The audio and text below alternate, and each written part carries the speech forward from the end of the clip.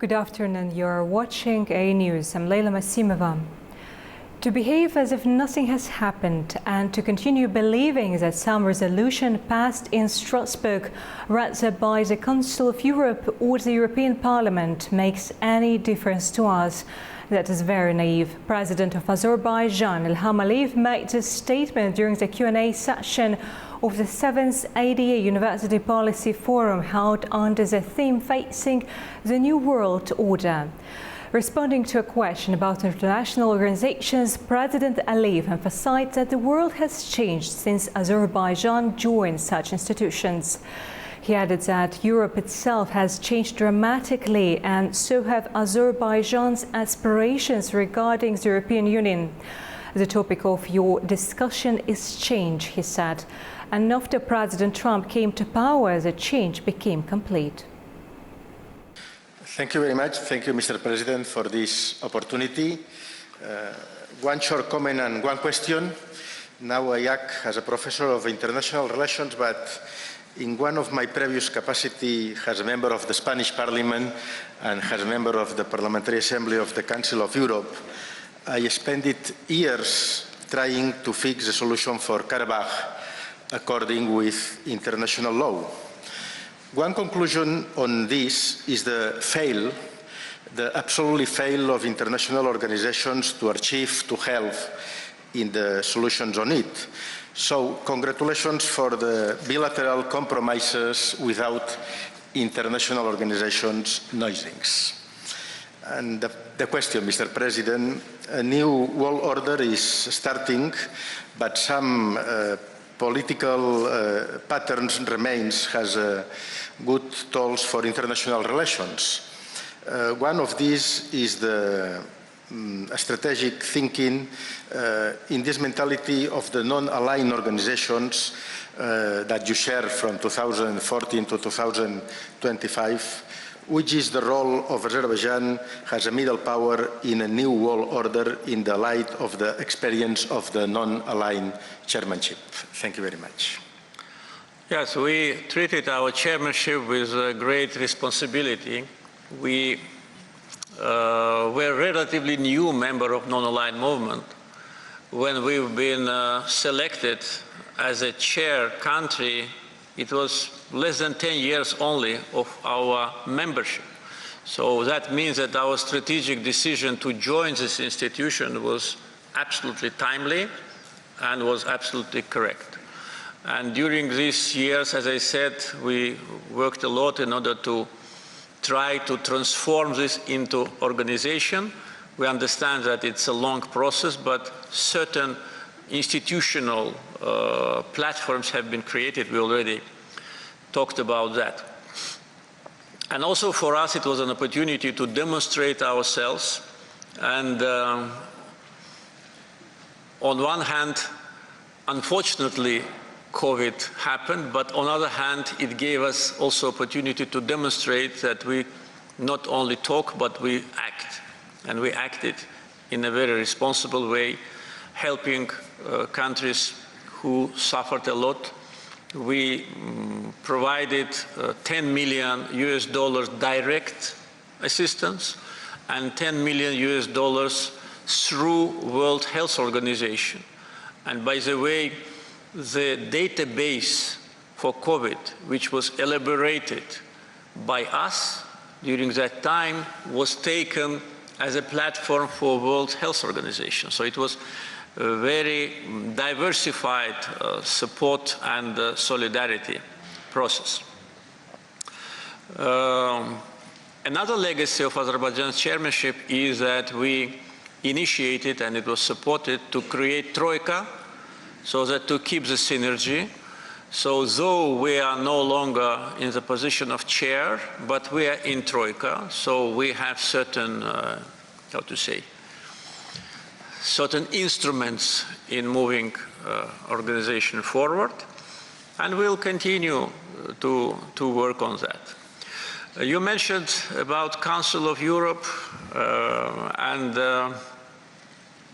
actually an ability of international organizations to facilitate resolution of the conflict with Armenia.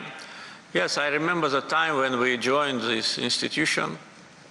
At that time, I was member of parliament, and we had great expectations that joining Council of Europe will help us to bring this issue to international agenda, to have support of European structure, because it was obvious that who was a victim and who was the aggressor.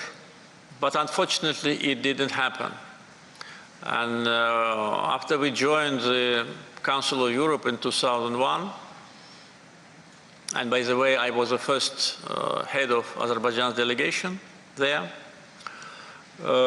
we started to see that, unfortunately, our just position is not supported. We've seen a lot of pro-Armenian lobbyists there, and I remember even those whom we called among ourselves haters of Azerbaijan, and still there are a lot of them even now. So our expectations did not come true. We could not even seriously engage Parliamentary Assembly into addressing this issue. The maximum what we achieved, it was, I think, if I'm not mistaken, in 2005, was a resolution which was reflecting the conflict and occupation. Because of two facts. First, Parliamentary Assembly was mainly anti-Azerbaijani, and second, OSCE Minsk Group, they blocked every organization from addressing this issue. And I know that the co-chairs of OSCE Minsk Group even visited Strasbourg in order to deliver consolidated message from United States, France, and Russia to Council of Europe: stay away from this process. It is our monopoly, don't interfere. So this is how it was. So our expectations with respect to using this platform to address this issue did not come true. And moreover, Parliamentary Assembly of the Council of Europe decided to punish Azerbaijan for restoration of our sovereignty. September 2023, the separatists was totally eradicated in Karabakh. January 2024, they decided to deprive our delegation from the voting right, just because of that. Yes, they want to pack it into a kind of a human rights issue, but it's not true. We are, as I said, since 2001 in this institution, and never Azerbaijan delegation's credibility or credentials were doubted. So it was exactly because we restored our sovereignty and territorial integrity. Several months after, they decided to deprive us from the voting right, and we decided that in these circumstances we will just come home. And since that time we are not participating in their sessions. And by the way, taking into account that we did not participate in the election of the judges of European Court of Human Rights, all the decisions of European Court for us is invalid. And this is a position which we elaborated, and I just take this opportunity to announce it, that none of the decisions of European Court is valid for us because we've been deprived from voting right. We did not vote for these judges. We don't know who these judges are. So I think the Council of Europe shot in their own foot. They wanted to discriminate Azerbaijan, to isolate us, but actually they isolated themselves from the Caucasus. And look, recently Georgians did the same, and I fully support the decision of Georgian government to put an end to the presence there, because again, it was a discrimination.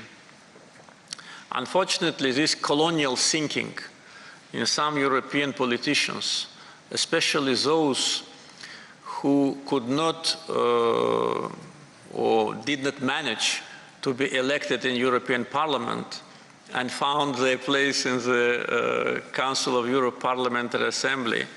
Unfortunately, this is counterproductive. And I said at that time, did anyone in Azerbaijan notice that we are no longer there? No. We can live like that.